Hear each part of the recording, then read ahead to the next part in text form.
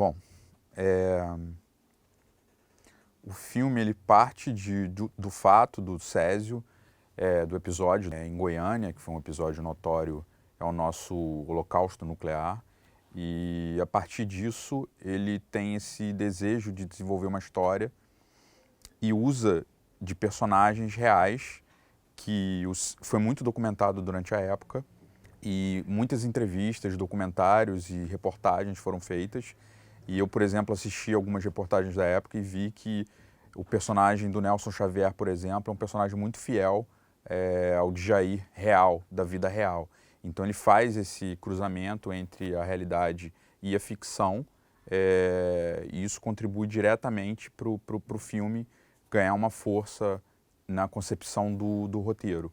Então, assim, queria falar também do Roberto Pires antes do Césio, que é o Abrigo Nuclear, o filme que ele faz, que é um filme de ficção científica, um dos raros exemplares de ficção científica feitos no Brasil. E ele aproxima muito esse Abrigo Nuclear do próprio filme do Césio, um filme de 81, são muito próximos. A abertura do Césio é uma abertura que parece uma parte do Abrigo Nuclear, que é aquela abertura mais estilo de cinema americano, parecendo que eles são alienígenas, então isso é bem interessante como ele trabalha no filme dele. A carreira do Roberto Pires é voltada para o cinema de gênero, ele é um cineasta baiano e ele foi autor do primeiro longa-metragem baiano, que é o Redenção de 1959, e desde o Redenção até o Césio, que é o último filme dele, ele trabalha bastante a questão do gênero. Então o Césio, no roteiro do Césio, vai ter tanto a parte documental, de narrar essa história, de encontrar esses personagens e ser baseado em fatos reais, quanto uma parte muito de ficção, que você vê muito na trilha sonora. A trilha sonora e o desenho de som do filme é um desenho de thriller, de alguma coisa vai acontecer. Tem uma cena notória nesse sentido, que é a cena do ônibus, que ela está carregando a pedra que contém o Césio, e no meio da população ele faz questão de colocar aquela tensão através da trilha sonora. Então o filme faz esse imbricamento entre a ficção e o documentário na própria narrativa. O filme, o Césio, ele parte naquele momento, ele utiliza, por exemplo, atores que são atores gabaritados que trabalham com cinema há algum tempo, cinema e televisão. Eu acho que isso é um diferencial naquele momento. E hoje eu não vejo esse filme sendo feito com o mesmo orçamento. O orçamento do Césio feito naquela época foi baixo orçamento e hoje também teria um baixo orçamento. O Roberto Pires é famoso por essa inventividade dos efeitos especiais. Ele inclusive fez os efeitos especiais no Césio.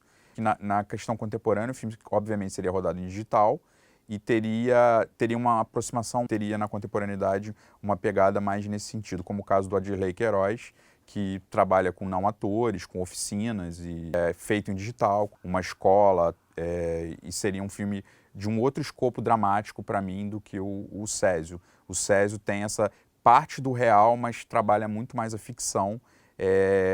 Chega em alguns momentos a criar essa tensão, esse thriller proposital de gênero, para criar essa tensão dentro do espectador, mesmo que o espectador já saiba a história daquilo que aconteceu, baseado em fatos reais.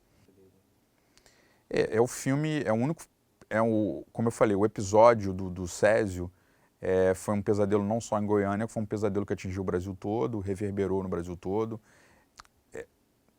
Uma teoria que, por exemplo, o Roberto Pires, nesse momento de filmagem e pesquisa do Césio, por exemplo, ele contraiu câncer e veio a falecer em 2001.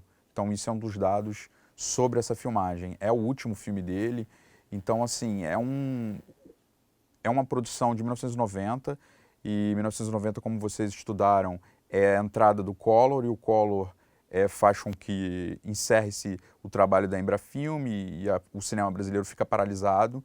Então ele é um dos raros exemplares de filmes de ficção que surgiram entre 90, 94, 95, que é o momento da retomada. Então ele também se caracteriza, além de ser muito próximo da tragédia, de ficar como o único exemplar que você pode estudar e retomar essa tragédia e refletir sobre ela, ele também é um dos raros exemplares de cinema brasileiro feito nos anos 90, antes da retomada e que foram lançados e que tiveram essa recepção de público. Então acho que isso também faz com que o filme perdure por mais tempo e seja revisitado. Tanto aqui quanto lá fora, as pessoas têm interesse muito grande nessa temática nuclear, temática de acidentes e o que eu saiba, o filme também atraiu um interesse internacional para com ele. O documentário feito com quem sofreu com o Césio, eu vi, por exemplo, legendado em russo, legendado em alemão, então é uma história que reverberou por lá fora também, e no filme do Roberto Pires encontra esse caminho, esse espaço de ficção, de um único elemento de ficção para contar essa história. Fica como um artefato de ficção daquele momento.